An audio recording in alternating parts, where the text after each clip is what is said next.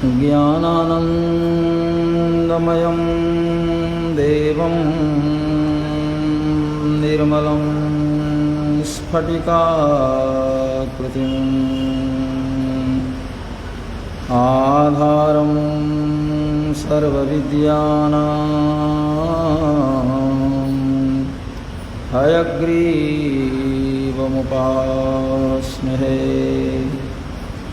शङ्खचक्रमहामुद्रां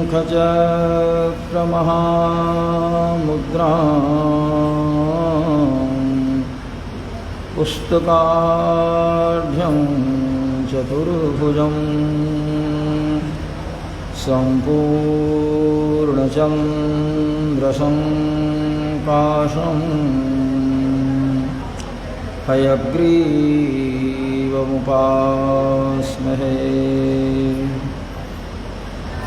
रामाय रामभद्राय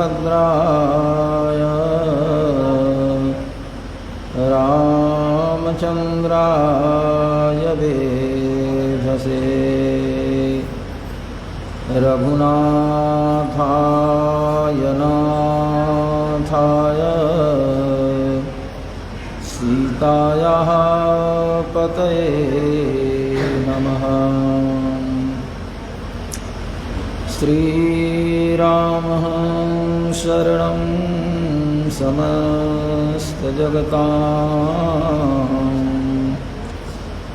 रामं विना का गति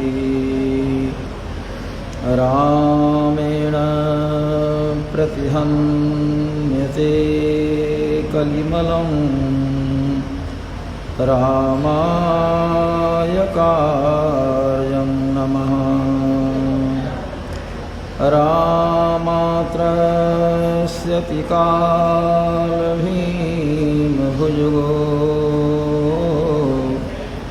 रामस्य सर्वं वसे रामे भक्तिरखण्डिता भवतु मे राम त्वमेवाश्रयः।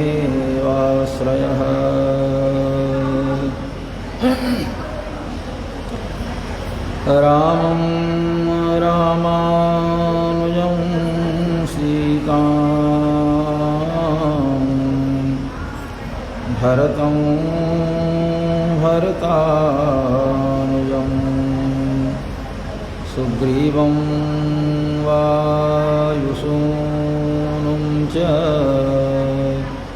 प्रणमामि पुनः पुनः। चरितं रघुनाथस्य शतकोटिप्रविस्तरम् एकैकमक्षरं पुंसां महापातकनाशनम्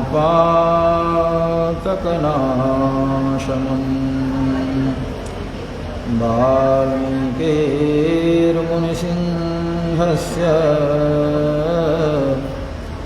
कवितावनचारिणः